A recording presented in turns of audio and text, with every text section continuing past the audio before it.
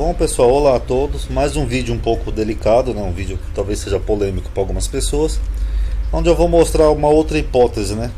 Será que Zorobabel foi o Messias? Zorobabel lá do Antigo Testamento, lá do Taná? Alguns teólogos, né, e exegetas acreditam que o Messias profetizado seria Zorobabel. Aquelas profecias messiânicas que nós analisamos algumas vezes aqui no canal, alguns acham que foi Zorobabel, o Messias prometido. Será? Independente de crenças pessoais ou individuais de cada um, esse vídeo vai ter por objetivo apenas mostrar uma outra interpretação, tá bom? Essa é a hipótese. Aí que cada um tire suas conclusões, tá bom? Eu não vou nem falar que é a minha conclusão, porque é só uma hipótese, até porque, como eu já falei em outros vídeos, para mim a história do povo hebreu é um pouco cíclica, né? Então eu vou mostrar essa hipótese aqui para vocês, ok? Só um PS aqui. Eu vou utilizar aqui os mesmos esboços que eu usei naqueles vídeos, só na primeira parte, é claro, porque os judeus não aceitam Jesus como Messias. Se vocês já viram esses vídeos, vocês sabem que eu fiz uma série onde eu mostrei no primeiro vídeo algumas profecias messiânicas que Jesus não cumpriu, e essas mesmas profecias que eu vou usar nesse vídeo comparando aqui com Zorobabel, tá bom? As mesmas profecias que Jesus não cumpriu e que os cristãos ou espiritualizam, dizem que era uma coisa espiritual, ou dizem que Jesus vai cumprir quando ele voltar. Aí vocês vão ver como é curioso, né? Porque Zorobabel cumpre essas profecias e Jesus não. Então, quem quiser assistir, assiste. Quem não quiser, já pausa o vídeo aí, ok? A maioria das profecias messiânicas elas foram escritas durante o cativeiro da Babilônia. O povo judeu estava oprimido lá pelos babilônicos, numa terra estrangeira, cheia de idolatria, e com seus irmãos dispersos. É nesse contexto que surge a concepção messiânica, ou seja, eles estavam lá como cativos, lá numa terra lá estrangeira, sendo dominados por um povo estrangeiro, obrigado a passar muitas humilhações e opressões, correto? Aí surge uma concepção messiânica de um rei que seria como foi o rei Davi, que restauraria o rei de Israel como foi na época do rei Davi, e que reconstruiria a cidade, o templo, e traria de volta os dispersos de Israel. Ou seja, seria um arquétipo do rei Davi, que faria um reino exatamente nos moldes, né, como foi o rei Davi, trazendo de novo a restauração nacional. Alguns veem o cumprimento dessas profecias nos líderes pós-exílios, como Esdras, Neemias e principalmente Zorobabel. Então vamos analisar. Primeiro, o Messias prometido deveria reconstruir o templo. Isso aqui eu já mostrei naquele vídeo lá. Aqui, ó. E o meu servo Davi, lembrando que aqui Davi é só um arquétipo, tá?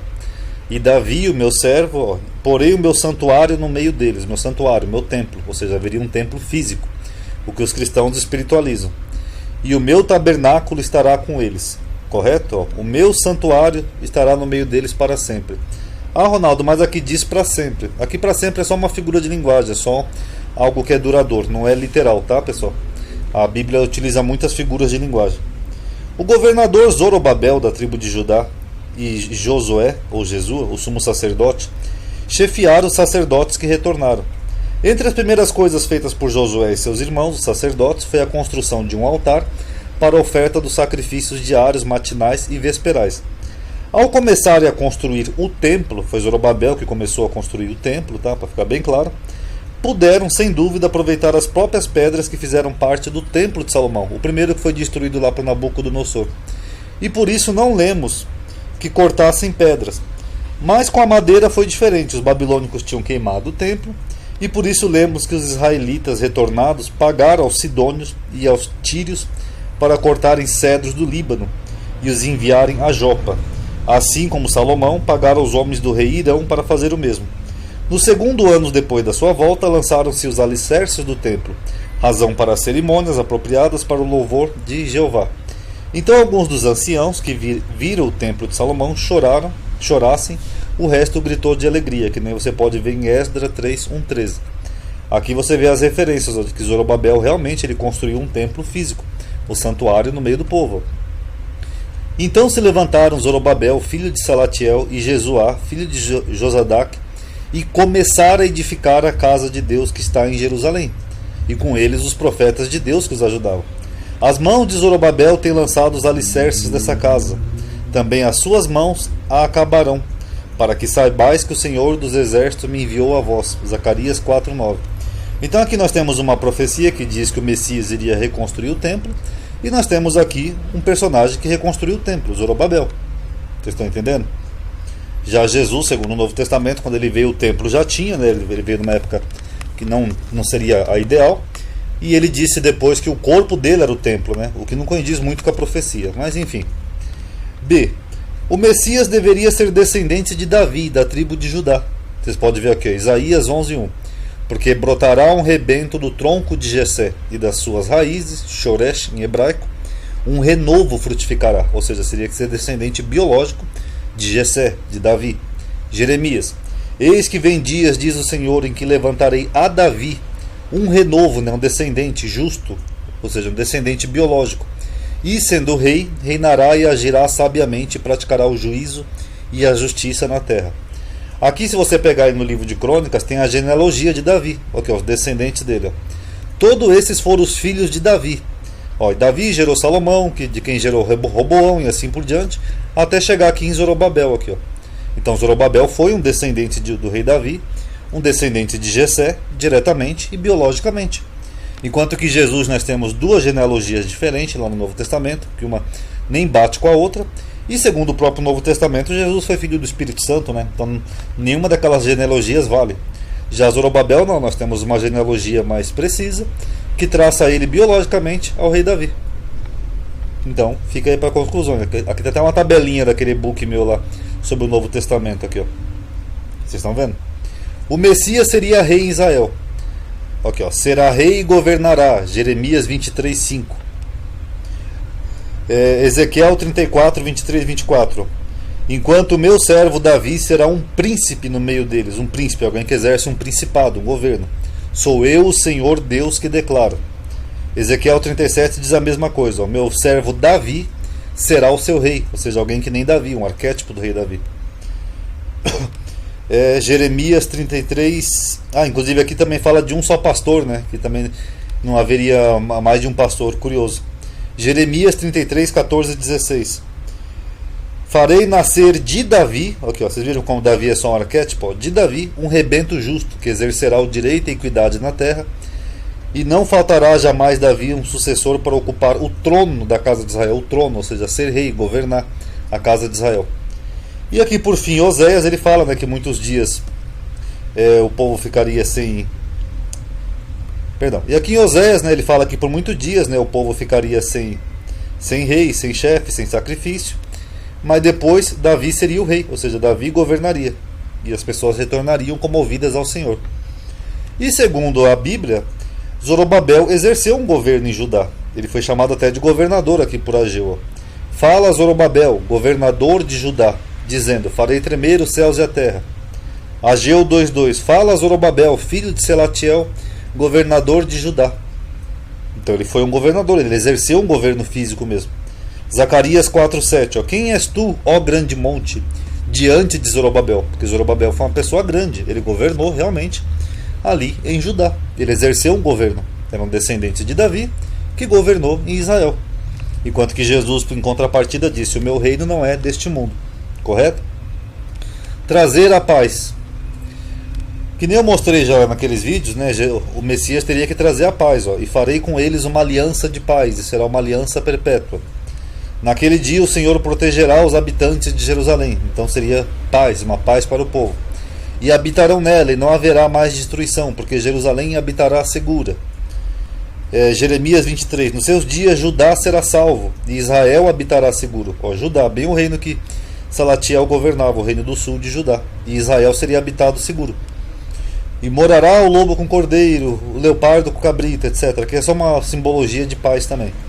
E Isaías 2:4. E ele julgará entre as nações aqui são as nações de Israel, tá, pessoal? E repreenderá muitos povos, e estes converterão suas espadas inchadas e suas lanças em foices. Uma nação não se levantará espada contra outra nação, e nem aprenderão mais artes de guerrear. Enquanto que Jesus em Mateus 24 disse o oposto, né? Nação se levantará contra nação. Enfim, as profecias diziam paz. Ao estabelecer-se na terra prometida, Zorobabel ele trabalhou na reconstrução do templo em Jerusalém, completando a obra em torno de 515 a.C., com muita persistência. Ele teve que enfrentar a interrupção das atividades durante um período de 16 anos, aproximadamente de 536 a 520. E teve um reino, perdoe aqui que cortou, tá? de relativa paz. Não tem nenhuma guerra nem nada que aconteceu durante o reinado de Zorobabel. Ao contrário, na época de Zorobabel não se levantou nação contra nação, não teve guerra, nem rumores de guerra, e nem nada disso. É um período de paz. Então, seria mais um ponto que coincide. Trazer os exilados. As profecias messiânicas diziam que o Messias ia trazer os exilados, né? As ovelhas perdidas. Trarei a tua descendência desde o oriente e te ajuntarei desde o ocidente. Direi ao norte, Dan, e ao sul. Isaías 43. Já que em Ezequiel ele diz, portanto livrarei as minhas ovelhas para que não sirvam mais de rapina. E julgarei entre ovelhas e ovelhas, e o meu servo Davi é quem as apacentará. Quer dizer que esse Messias ia apacentar essas ovelhas, né, que Deus ia trazer de volta. Ele ia servir de pastor. Jeremias 23. Vive o Senhor que fez subir os filhos de Israel da terra do Egito. Mas vive o Senhor que fez subir e que trouxe a geração da casa de Israel da terra do norte e de todas as terras para onde os tinha arrojado, e habitarão na sua terra. Zorobabel, retornando a maior parte das pessoas com o decreto de Ciro em 538, que nem vocês podem ver aqui em Esdra, retornaram em 538, foi o primeiro retorno. Depois houve mais 2 retornos, tá, pessoal? Já junto com Neemias, teve o decreto de Atarxerxes, eu acho que Atarxerxes III, se eu não estou enganado. Aí houve 3 períodos de retorno, mas começando por Zorobabel. Foi aí que aqueles dispersos que estavam lá na Babilônia, eles retornaram para a casa de Israel e habitaram no mesmo lugar em Israel, correto? Um conhecimento universal. A terra se encherá do conhecimento do Senhor, e não ensinará mais a cada um ao seu próximo, nem a cada um ao seu irmão. Interessante é notar que tanto Zorobabel quanto Esdra, e também outros líderes da reconstrução do pós-exílio, eles eram também excelentes professores de alto comprometimento espiritual. A cidade, o templo e os muros precisavam ser reconstruídos, isso é certo. Mas também o povo precisava ser fiel a Deus. Isso era imprescindível, ou toda a tragédia ocorreria outra vez. Então eles tinham um entendimento que eles foram castigados indo para a Babilônia porque desobedeceram a lei de Deus. Então era necessário, né, ter de novo uma restauração, né, religiosa no lugar. Tanto que isso é chamado em teologia, né, da restauração de Esdra. Esdra inclusive escreveu alguns livros, né, e muita parte da Bíblia foi Esdra que escreveu. E eles fizeram todo mundo voltar a seguir a lei de Moisés, seguir a lei, a Torá, os ensinamentos, as instruções, etc. Então essa restauração religiosa que houve aqui com Esdra, Neemias e Zorobabel, realmente se cumpre isso daqui, onde ninguém precisou ficar mais ensinando o seu próximo, onde todo mundo se focou em aprender de novo os preceitos da Torá, correto? Tanto que diz aqui, em Zacarias, e respondeu-me dizendo, esta, se referindo à pedra, a Zorobabel, né, é a palavra do Senhor a Zorobabel, dizendo, não por força e nem por violência, mas sim pelo meu espírito. Porque foi basicamente assim, pela força de Zorobabel, que o povo retornou a seguir os caminhos de Deus. Correto? Agora só mais 2 curiosidades aqui, ser ungido.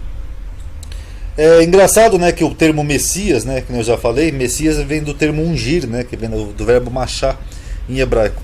Então ungido é literalmente alguém que é ungido com óleo, quando o profeta derrama o óleo sobre a cabeça daquela pessoa. É alguém que foi ungido para algo específico. E Zorobabel é chamado aqui de ungido, em Zacarias 4, 10, 14.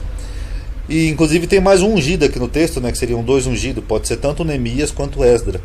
Mas enfim, são os 2 ungidos, sendo que um deles é o próprio Zorobabel. Então até no sentido etimológico da palavra, Zorobabel foi o Messias, porque ele foi ungido. Já Jesus, mesmo dentro do Novo Testamento, ele nunca foi ungido. No máximo que você tem ali próximo é um batismo de João Batista, mas aquilo não é unção, aquilo é uma imersão, né, um mikvah, é diferente do termo. Enquanto que Zorobabel foi ungido. Aqui também em Zacarias ele faz aquela profecia do jumento, né, que o Messias iria vir, o rei justo, montado sobre um jumento e um jumentinho. Isso aqui nós vemos um cumprimento em Neemias, né, porque quando a gente vê aqui no livro de Neemias, quando ele consegue a autorização do rei, acho que Dário, para voltar lá para Israel, ele chega lá pobre, humilde e montado num jumento. Tanto que ele mesmo diz, e não havia comigo animal algum, senão aquele em que eu estava montado, um jumentinho. E é curioso também, né, aqui que Neemias ele continua o trabalho de Esdra, ele não só ajuda na reconstrução do templo, como Neemias é o responsável pela reconstrução das muralhas, né, que cercavam a cidade. Então, será que esse aqui não é o outro ungido aqui de Zacarias? Então fica aí para reflexão. Então, só para finalizar aqui recapitulando, Zorobabel foi um descendente de Davi, reconstruiu o templo, trouxe os dispersos lá da Babilônia com ele, exerceu o juízo, trouxe uma era de paz e um conhecimento universal da Torá do Eterno. Será que Zorobabel foi o Messias? Será que haveria hipótese de haver mais de um Messias? Então fica aí para cada um analisar. Será que Zorobabel era só um arquétipo de um futuro Messias? Então fica aí. Será que ele era um arquétipo de que viria um outro Messias? Enfim, eu não vou omitir a opinião pessoal, porque senão eu sei que vai dar controvérsia, tá?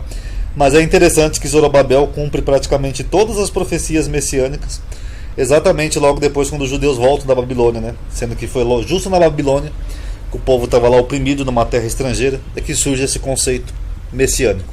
Ok? Paz a todos.